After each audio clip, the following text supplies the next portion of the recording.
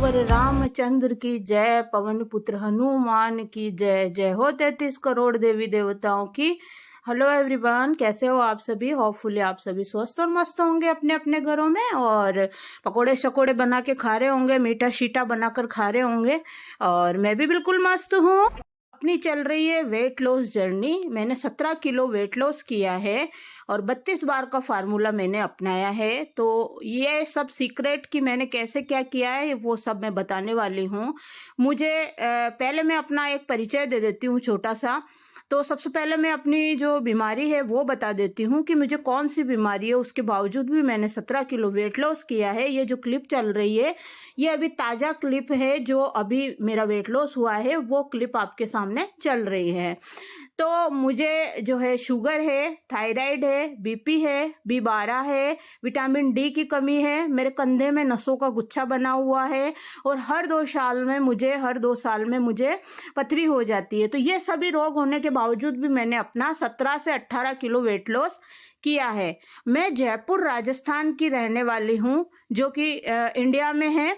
और मैं जो है 5 सब्जेक्ट से पोस्ट ग्रेजुएट हूँ, यानी मैंने 5 सब्जेक्ट से MA किया है। और मैं जो है 16 कोर्स मैंने कर रखे हैं, और भी दूसरे।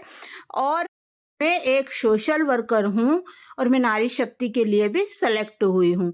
नारी शक्ति के लिए सेलेक्ट इसलिए हुई हूँ क्योंकि मैंने हजारों लड़कियों को आत्मनिर्भर बनाया है मेहंदी, पार्लर, ट्यूशन, हैंडीक्राफ्ट और सिलाई कढ़ाई बुनाई में, ताकि वो अपना जीवन यापन अच्छे से कर ले, उनमें सेल्फ कॉन्फिडेंस आए, वो आत्मनिर्भर बने, 2 परिवारों का नाम रोशन करे, ससुराल और पियर का।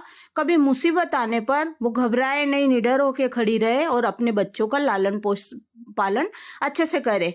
तो ये मैंने सिखा के उनको आत्मनिर्भर बनाया है।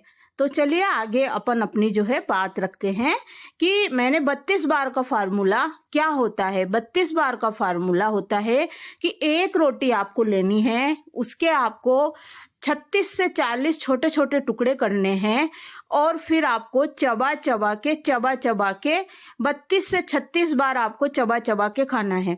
उसको गले में से नीचे जब गिटकना है, जब तक कि वह पानी ना बन जाए, गले से नीचे तभी उसको गिटकना है, मतलब उतारना है। उसके बाद में आपको दूसरा गस्सा मुंह में रखना है। ये मेरा जो डेली रूटीन है, डेली व्लॉग डालती हूँ, वो भी चल रहा है साथ साथ। तो छत के ऊपर एक छोटा सा टेरेस गार्डन है, तो वो भी है, तो वो भी आप इंजॉय कीजिए और साथ में मेरी बातें भी ध्यान से सुनिए। तो इसके बाद आपको जो है खूब सारा सलाद चबा चबा कर खाना है। दही छाछ का भरपूर मात्रा में उपयोग करना है, और दही छाछ का उपयोग शाम को नहीं करना है, लाभ की बजाय नुकसान करेगा। और आपको खूब सारी सब्जियां खानी है, दालें खानी है ना। और मोटे अनाज का उपयोग करना है, बाजरा, ज्वार, मक्का। आपको बेजड़ की रोटी खानी है, और आपको सलाद जो मैंने बोला है वो भरपूर मात्रा में आपको चबा चबा कर खाना है। और दिन भर में खूब सारा पानी पीना है, और सुबह 1 गिलास पानी में आधा नींबू निचोड़ के आपको पीना है। उसके बाद में आप जो है जूस होते हैं, शुगर में अगर आप जो है अपना वेट लॉस करना चाहते हो, तो रात को आप मेथी दाना जो होता है वो गला दीजिए, और सुबह उसको चबा चबा के खा जाइए और पानी पी जाइए। आप नीम की और जामुन की गोली आप खा सकते हो। आप दिन भर में आपको छोटी मोटी भूख लगे तो आपको नींबू पानी या छाछ में भुना हुआ जीरा और वो जो पुदीना पाउडर होता है वो और काला नमक डाल के आपको यूज करना है। चीनी और सादा नमक होता है, उससे आपको दूरी बनानी है। चीनी की बजाय आपको गुड़ का उपयोग करना है। और आपको छोटी मोटी भूख में ड्राई फ्रूट्स और फ्रूट खाने हैं, मखाने रोस्ट करके खाने हैं, और भेलपूरी जो होती है तो भेलपूरी बना के खाइए, या नमकीन में आप प्याज और टमाटर, ककड़ी और ये काट के आप जो है उनको मिक्स कर लीजिए और उसमें भेलपूरी मिला लीजिए, वो खाइए। छोटी मोटी भूख में आप किशमिश, काजू, बादाम ये खाइए। पपीता खाइए। पपीता जो है रामबाण इलाज है पेट के लिए, लेकिन प्रेग्नेंट लेडी को पपीते का उपयोग नहीं करना है, उससे अबॉर्शन होने के चांस रहते हैं, पपीता गर्म होता है। कल को आप बोल दोगे कि आपने बोला था इसलिए मैंने पपीता खाया। जी नहीं, प्रेग्नेंट लेडी को इसका उपयोग बिल्कुल भी नहीं करना है पपीते का। और 32 बार का उपयोग आपको 32 बार का जो है आपको फार्मूला अपनाना चाहिए। आपको चबा चबा के खाना खाइए। 45 मिनट आपको चबा चबा कर खाना खाने में लगाने हैं। अपने दिन की शुरुआत आपको नींबू पानी से करनी है। थायराइड की गोली अगर आप खाते हो तो वो खाना है। उसके बाद में चाय के साथ आपको डाइजेस्टिव बिस्किट लेने हैं, टोस्ट लेने हैं, और फिर आप नाश्ता करिए। नाश्ते में आप सूजी का उपयोग ज्यादा करिए, नहीं तो खिचड़ी, दलिया, उत्पम, उपमा, चिलड़ा में सारी सब्जियां मिला लीजिए, या और कुछ ना हो तो प्याज और टमाटर काट के ही और हरी मिर्ची काट के हरा धनिया डाल के उसमें चिलड़ा आप कई तरह का बना सकते हो। सूजी का, ज्वार, बाजरा, मक्का, गेहूं, बेसन, किसी का भी बना के खा सकते हो। इडली बना के खा सकते हो, वड़ा बना के खा सकते हो। सूजी का उपयोग आपको ज्यादा से ज्यादा जो डोसा है वो बनाकर खा सकते हो। तो आप ये चीज बनाकर खा सकते हो। दलिया, खिचड़ी और छाछ में मिला के आप दलिया खाइए, या दूध दलिया खाइए, या ओट्स दलिया खाइए। आप ये चीज खा सकते हो। और अगर आप चिया सीड्स का उपयोग करते हो तो वो भी वेट लॉस के लिए बहुत ही रामबाण इलाज है। चिया सीड्स आप सूखा कभी भी काम में मत लीजिएगा, क्योंकि वो सूखा जो है वो क्या है 10 गुना फूलता है, तो वो आंतों में जाके फंस जाता है और इससे मौत भी हो जाती है। कई लोगों की मौत हो चुकी है इस कारण। तो चिया सीड्स को आप पहले 2 घंटे पहले भिगो दीजिए, फिर उसको दलिया, खिचड़ी, आइसक्रीम या आप किसी भी चीज में मिलाकर आप उसको खा सकते हो। और किसी भी चीज का आप जो है दलिया बना के खा सकते हो, जैसे ज्वार, बाजरा इनका, और इनके पॉपकॉर्न बना के खा सकते हो। घर में बना सकते हो आप, नमक में इनको भून के अच्छे से, तलिएगा मत, तल के घी डाल के ऐसे नहीं बनाना है आपको, नमक में इनको रोस्ट करना है या तवे पे इनको भूनना है। तो ये बहुत अच्छे से बन जाते हैं, रेडीमेड भी बाजार में मिलते हैं, अमेजोन पर भी उपलब्ध है, मैंने आपके साथ शेयर किया है। एप्पल साइड विनेगर का आप उपयोग करते हो तो अगर आप गिलास में डाल लीजिए उसको और फिर लीजिए, लेकिन आपको स्ट्रो के साथ, यानी पाइप होता है ना, उसके साथ पीना है, नहीं तो आपके दांत खराब हो जाएंगे उससे। अगर आप चाहो तो सलाद के ऊपर भी आप उसको डाल सकते हो, और सलाद के ऊपर आप सेंधा नमक डाल के, काला नमक डाल के, एप्पल साइड विनेगर डाल के, या फिर आप उस पर नींबू निचोड़ के ऐसे आप यूज कर सकते हो। तो ये हो गई हमारी आज की वेट लॉस की जर्नी की सीक्रेट। तो अब मैं जो है मेरा व्लॉग आगे स्टार्ट कर रही हूँ, है ना। और मेरा जो मुद्दा चल रहा है आजकल इन दिनों में, तो वो अब मैं बताने वाली हूँ। अगला जो है वेट लॉस का सीक्रेट जो भी है, वेट लॉस का यही है, 32 बार आपको चबा चबा कर खाना है। 45 मिनट लगाकर आपको अच्छे से चबा चबा कर खाना है। पहले मेरे वीडियोस क्या है प्राइवेट थे, वो मैंने पब्लिक किए हैं। कभी कभी बने हुए नहीं होते हैं तो वो पब्लिक करने होते हैं। हम एडवांस में प्राइवेट करके वीडियो रखते हैं। कोई इमरजेंसी होती है तो वो वीडियो अपलोड कर देते हैं।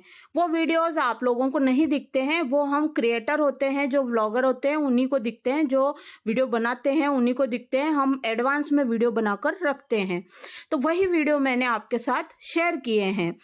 अब जो है उसके बाद में क्या हुआ, एक लेडीज मुझे परेशान कर रही थी। पहले चल रहा था विमला का मैटर, उसके बाद में एक मेरा भाई था उसका मैटर चल रहा था, उसके बाद में एक मेरी बहन थी उसका मैटर चल रहा था। तो बहन थी उसकी पूरी कहानी तो अभी बाकी है, तो वो तो मैं अभी इस लेडीज के बाद में आपको बताऊंगी, आने वाले वीडियोस में शेयर करूंगी। लेकिन इस लेडीज का पहले मुझे ट्रीटमेंट करना पड़ेगा, ये ऐसे नहीं मानेगी।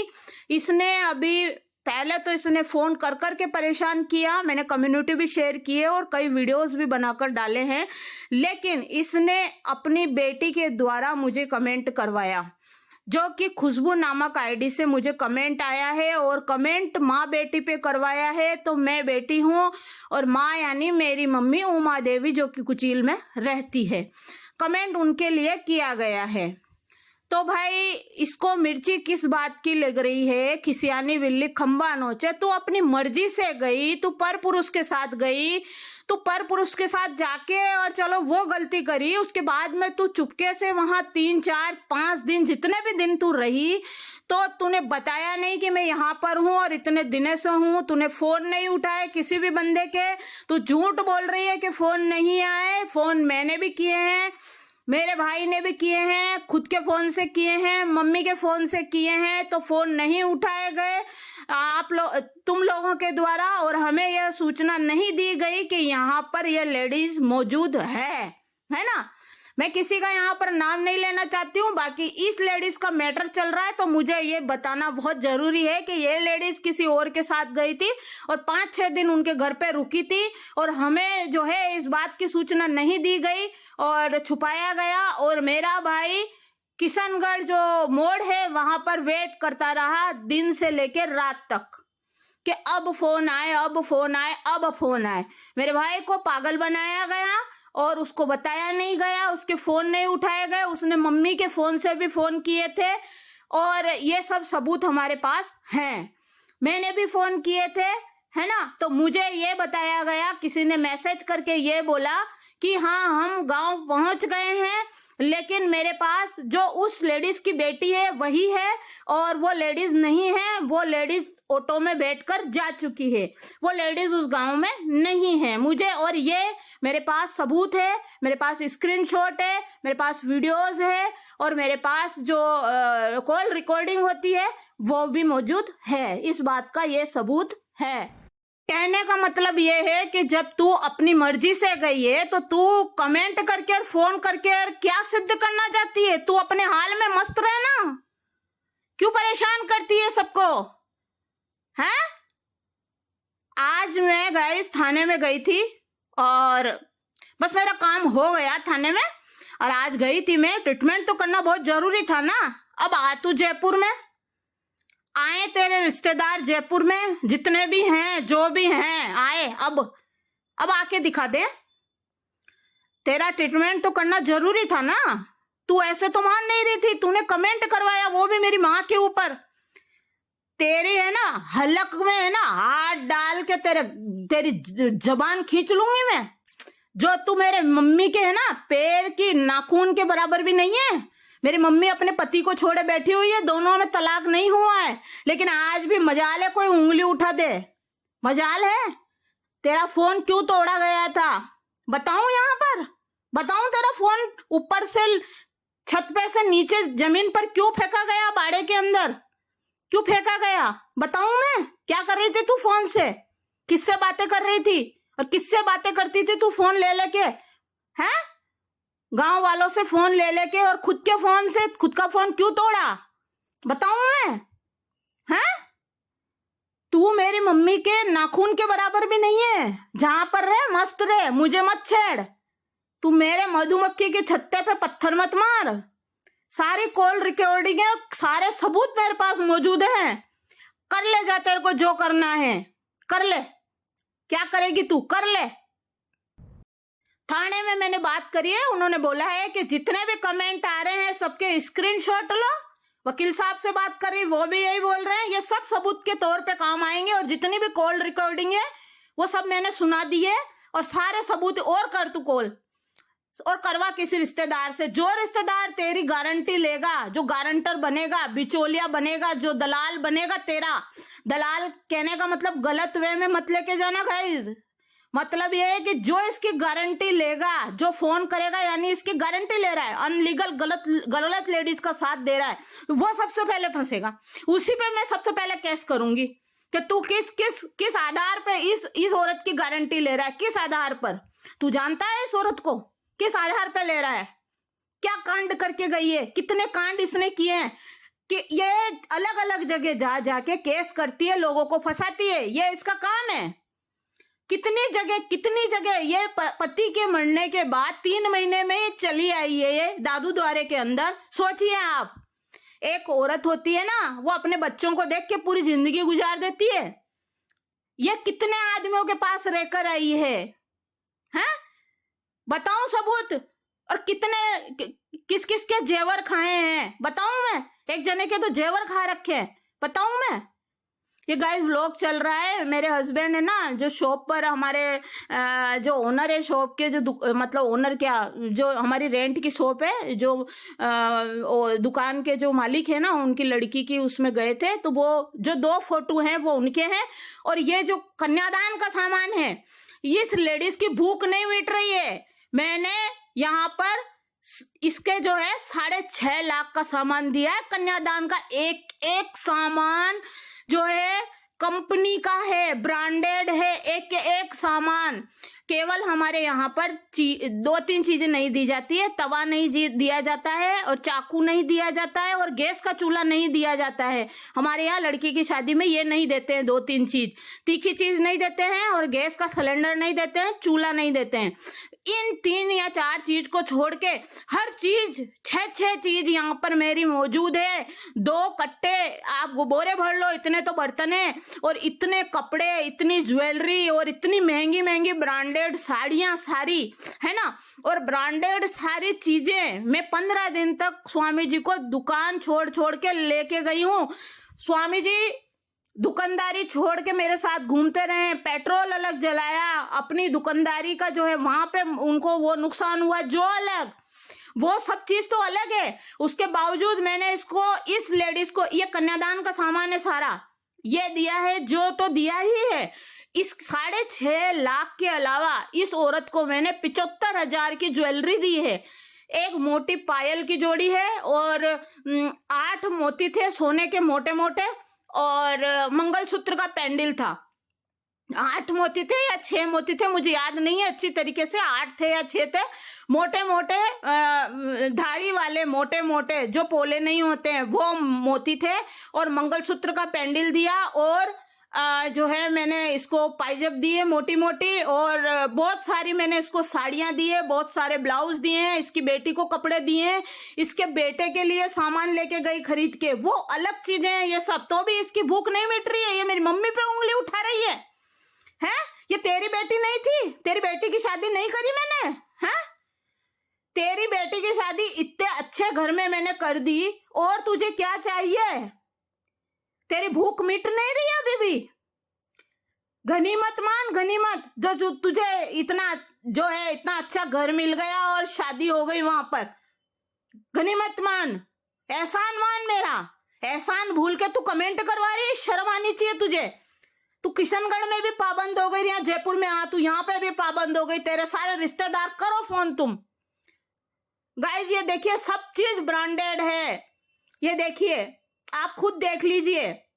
एलईडी है, वॉशिंग मशीन है, फ्रिज, कूलर, सोफा सेट, अलमारी, ये बर्तन, कपड़े, और जितनी भी सिलाई मशीन और कूलर, पंखे, हर चीज ब्रांडेड कंपनी की दी है मैंने। और मेरे पास लिस्ट है, सारी लिस्टें हैं, जहां जहां से खरीदा वो रेट भी है, सारी लिस्टें भी है। अगर आपको सबूत चाहिए तो मैं वो भी अपलोड कर दूंगी। ये जूसर मिक्सर, ये देखिए बर्तन का छीका, और बक्से 2 दिए हैं, एक बहुत बड़ा बक्सा दिया है मैंने, और एक छोटा बक्सा दिया है।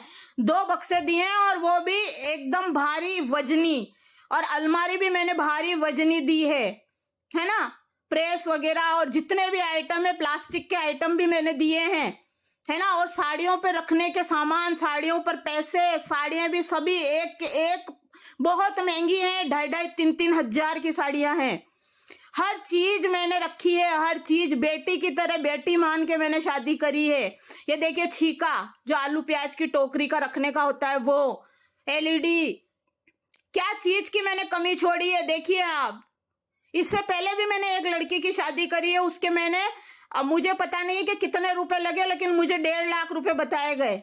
मैंने उसकी शादी में 1.5 लाख रुपए लगाए, बेटी समझ के, बेटी मान के मैंने उसका सारा कन्यादान करा, है ना। और जबकि वहां पर भाई बंधों का रगड़ा भी था, तो सबको दिखाने के लिए तो केवल एक छोटा सा मांदले दिखाया गया कि मांदले दिया है शादी में, जबकि 1.5 लाख रुपए का पूरा सामान दिया गया। तो मैं कन्यादान करती रहती हूँ, मुझे अच्छा लगता है। मैं ये शो ऑफ नहीं कर रही हूँ, मैं ये दिखावा नहीं कर रही हूँ। मुझे देख के कोई और भी करे, मैं ये चाहती हूँ कि कोई और भी शिक्षा ले, और भी करे। मुझे देख के कोई और भी अपनी बेटियों की शादियां करे, मेरी ये ख्वाहिश है, मैं और भी लड़कियों की शादियां करूं। मुझे पैसा नहीं चाहिए, मुझे वापस कन्यादान नहीं चाहिए। आप गलत मत लेना, मैं दी हुई चीज वापस नहीं लेती हूँ। दी हुई चीज हैरियर कंपनी की, देखिए ये एलईडी है, ये देखिए, आप खुद देखिए पूरा सामान। और अच्छे से अगर दिखाती ना मैं, तो कुचील का पूरा नीचे का पूरा होल भर गया था सामान से, पूरा होल। पूरा नीचे का जो मंदिर है ना दादू द्वारा, वो पूरा जो है सामान से भर गया था, इतना सामान था, है ना। वहां पर 2 लड़कों की शादी हुई थी, तो पूरे गांव के लोग, पूरी लेडीज सारी बोल रही थी, वाह काई सामान दियो छे। तो पूरी ओटली जिस गांव में वो उसकी बेटी शादी होके गई है ना, उसकी पूरी ओटली, जो बाहर की ओटली होती है ना, पूरी मेरे दहेज के सामान से भर गई थी। और जो दूसरे लड़के की शादी हो, उसका सामान कम था। क्या कमी रखी मैंने?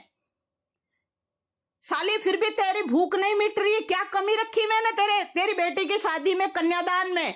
आप लोग कन्यादान को गलत मत लेना। कन्यादान महान दान होता है, जो कि किस्मत वाले को मिलता है। मैंने विमला का भी कन्यादान करा। विमला के तो कम से कम भी मैंने 10-12 लाख रुपए लगाए हैं, उसकी पढ़ाई लिखाई हर चीज पे।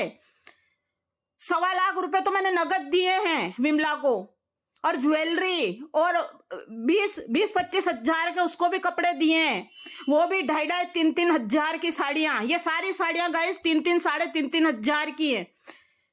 और इससे पहले भी एक लड़की की शादी करी है मैंने, उनके मैंने 1.5 लाख का कन्यादान करा, है ना। और ये शादी करी है, इसमें मैंने 6.5 लाख का कन्यादान करा। और जो विमला की शादी करी है, उसमें 10-12 लाख का कन्यादान करा, क्योंकि उसकी पढ़ाई लिखाई भी साथ में शामिल थी, स्कूटी भी थी, और 1.25 लाख नगद और 50 हजार की ज्वेलरी। और इसमें भी ये देखिए, आप सामान देख,